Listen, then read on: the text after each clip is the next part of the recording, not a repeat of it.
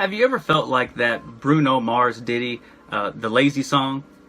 No, I'm definitely not going to sing it. But the lyrics go like this. Today I don't feel like doing anything. I just want to lay in my bed. Don't feel like picking up my phone, so leave a message at the tone. 'Cause today I swear I'm not doing anything. No, I ain't going to comb my hair, 'cause I ain't going anywhere. I've certainly felt like this before. But the problem with a lack of drive is that exactly what the song says. You're not going anywhere.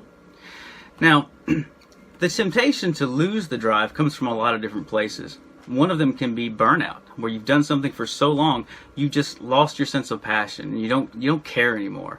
And emotionally, you're empty.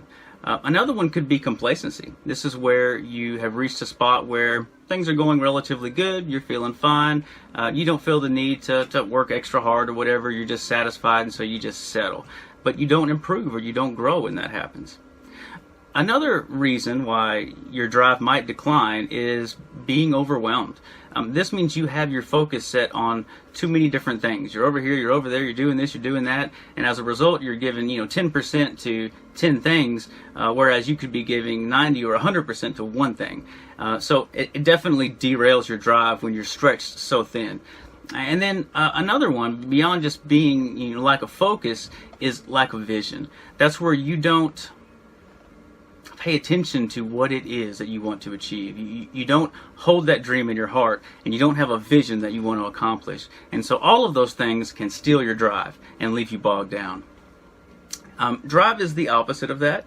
It's pushing forward in spite of feelings to the contrary. When you don't feel like doing it, drive is what gets you up in the morning and it makes you go.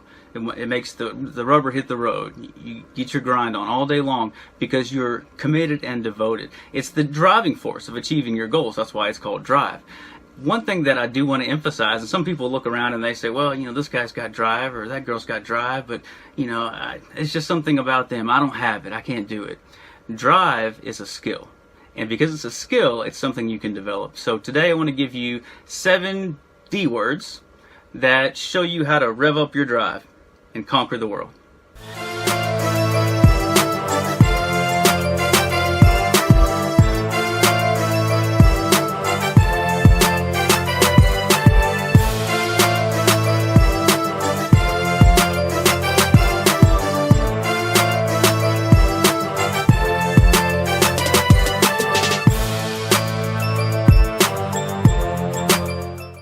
Okay, so the first D to drive is dissatisfaction. You need to have experienced or to be presently experiencing heartache or dissatisfaction. I know that sounds counterintuitive. None of us want to feel that way, but it's that feeling of pain and that feeling of discomfort that motivates change. So there needs to be an area where you're like, I'm not okay with this. This isn't the way things need to be, or they can be better. Complacency kills potential. And to be frank, good is the enemy of gooder. You have to keep striving higher. Do something more, do something better.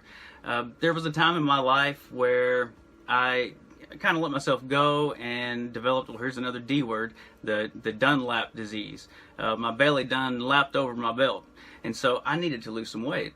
That feeling of being unhappy with what I saw and with the way I felt was the thing that kicked my drive into gear. So pain is powerful if you harness it. Never settle. So that leads us to number 2, deliberate. The next D word. Deliberate has 2 meanings depending on its pronunciation. One is being intentional, right? So I am deliberately doing this. It's an intentional thing. And the other is to deliberate or to think over something, to ponder something. So both of those are important in terms of your drive. In terms of being deliberate, you need to have a clear goal. You need to have specific steps to reach that goal. You'll never ever hit a target that doesn't exist. So be deliberate, be specific, be very precise. The next, the deliberate part is to think over all of the possible outcomes and identify what really needs to happen in order to achieve your goal. I would put that on paper. Tell it to someone so they can hold you accountable. So be intentional in what you do, be deliberate, and think it over. Think about the way to achieve it, what needs to happen. So the third D word is delay. And by delay, what I mean is delay gratification. Gratification is getting what you want. You know what? Getting a quick feeling of pleasure. You're gratifying yourself. You need to delay that. The key component to this is you're sacrificing a small pleasure. You're letting go of a reward that you could have today so that you can have a bigger one tomorrow. For example, so when I graduated high school, I had friends that went straight from high school into the workforce, and so they're working at factories and things like that, so they're getting larger paychecks. I went to college, and while you're in college, it consumes all of your time. So I'm working a little part-time job at night at Arby's making roast beef sandwiches. I didn't have any money. I was broke. I didn't have any time to go do anything. They're driving new vehicles, but down the road, so what I had done is delayed gratification. I wanted those things, but I said I'm not going to go that route right now. I'm going to sacrifice that right now so that down the road I can have something better. And then once I was able to, graduate from college and begin my practice, well, then they've got a, and I'm not knocking their situation by any means. There's many different strategies to achieving your goals, and they were achieving theirs. For me, I wanted to be at a point where, even though in the short term it was difficult, I was setting something up better for later. So developing cash flow, making money even while you're asleep. But that requires sacrifice on the front end. You might need to be poor for a little while in order to be wealthier than you normally would be if you didn't make those sacrifices. So delay gratification. One of the things that I tell clients, particularly in the area of dating, is you can have a cheeseburger or a steak. It's your choice. You can go put down 99 cents on a hamburger, and then you've got it and you're done. You've got instant gratification, but what you have isn't very much. Whereas a steak, you can't just go through the drive-thru. It's going to be cooked, it's going to be prepared, it's going to cost more, but in the end, what you're getting is much better quality. And so, in the realm of dating, that's true. You can settle for anything, but you want to delay that gratification. Find someone who will truly be, a soulmate, and that might mean you have to sacrifice for a little while. So delay. The next D word is to develop. By develop, what you want to develop is your skills. You want to develop your resources, your abilities, your inspiration, and your reward. So each of those is important. Developing your skills are, like drive, a thing that you learn. And so you pick up knowledge about it, you practice it, you get better at it. Developing your resources might be financial resources. It might be clearing up time. So you have time resources. It might be tools, whatever those resources are. Develop those so that you can achieve your goal. Your inspiration, develop that. Know why you're doing what you're doing and what inspires you. I'm going to talk about this in a minute a little bit more, but be around those that will fuel your inspiration. And then also your reward. Keep your eyes on the prize. Know what it is that you're fighting for and that you're sacrificing and doing all these things for.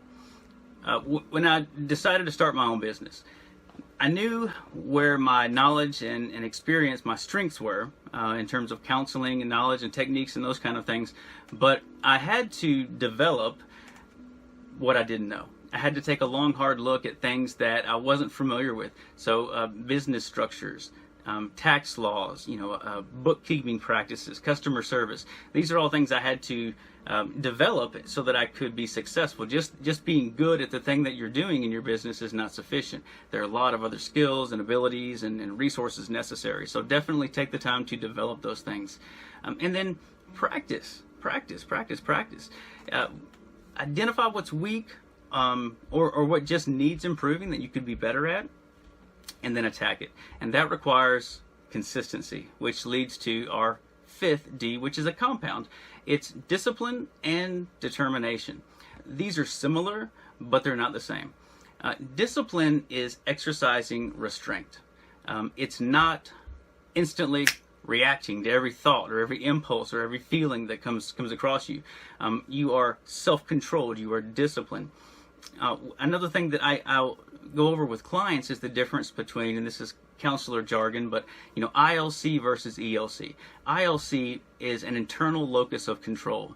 ELC is an external locus of control. So ILC means I am not reactionary. Someone who's external, they're always the victim. I got mad and kicked the dog because you did this, or I just can't find a job because it's a bad economy. That's an external locus of control, an external center of control. So these types of personalities, these types of people are very, in a sense, they're a puppet.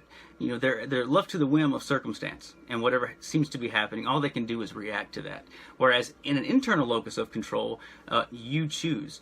You say, yeah, it's a bad economy, but I'm going to make some decisions, and I'm going to do the legwork, and I'm going to put in applications. I'm going to make it happen. You're internally motivated. Somebody was mean to you or said something harsh or criticized you, and the impulse, is to react, but you say, I'm not going to do that. So again, discipline. That is another word for this is meekness. And I think a lot of people, when they think of meekness, I know I was this way, I saw it as weakness. But that's not the case. Meekness is strength under control. So picture a horse. A horse that has a bridle in its mouth. That horse is extremely powerful, but it's under control. Strength under control. Meekness. That's the discipline side of this. Now, when we talk about determination, that's kind of the opposite of controlling your impulses. And discipline being simply not reacting. Determination is intentionally acting in a positive way, even when maybe internally you don't feel like doing that. You don't want to do that. So, the best example is exercise, working out. Sometimes you're like, I don't really feel like doing this today. This is painful. This isn't particularly fun, especially when you're first starting out. And so you have to be determined. You have to push ahead and do that anyways. So, determination, discipline, not reacting instantly, and then making sure you do react when you need to. So the sixth D is to demonstrate. This isn't theoretical. It needs to be concrete actions. There are specific things you need to do. You need to demonstrate this drive that you have, these goals that you have. You have to actually do the things that you set out to do. And that's true even if you don't see results immediately. A big part of that is just staying focused, staying consistent. There's a part of this that is public. And so what that means is to sharpen your drive, to demonstrate the decisions that you've made and the actions that you're taking. You're doing that before others, in front of others. So this is what I was mentioning earlier, surrounding yourself with like-minded people. People that have similar goals as you, and so you can draw inspiration from them, and there's a synergy that's created when you're both doing those actions, when you're demonstrating the actions of your goal together. One of my most inspirational mentors, and shout out to you, fella, I appreciate you, brother, what he taught me the most was not the things that he said. It was how he lived. And so the principles that he was teaching me, he demonstrated before me so that I could demonstrate it with him. So you have to take the actions. Number 7, the D word is data or data, depending on if you're a Star Trek fan. So nothing is improved if it isn't measured. To simply say, well, I think I'm doing okay at this, I'm better at this than I was, I suppose, is not sufficient. So you want to set up systems that identify specific data points. Exactly what am I going to measure? Am I going to measure my cash flow? Am I going to measure my expenses? Am I going to measure, and those are business terms it might be, am I going to measure my weight? Am I going to measure how many friends that I have? How many people that I'm close with? You want to have something that you can put your finger on and quantify. That way you can go back, you can tweak what you're doing, you can change your approach, and you can improve. If you don't have, an anchor point, a center point, then there's no way to really know how to improve. So data is very important. I remember back in my 20s, there was an incident. I didn't used to balance my checkbook. I know it's super fun, but it just wasn't my thing. And I had a situation where I overdrew majorly and faced fines and penalties, and it completely destroyed my savings. So now I balance my checkbook. I measure my income. I diligently monitor my accounts. So data is critically important. The last one, this is a bonus one actually, is devotion. And this one might be the most important. Your purpose has to be bigger than yourself. And you have to be committed to that, devoted to that, for the sake of others.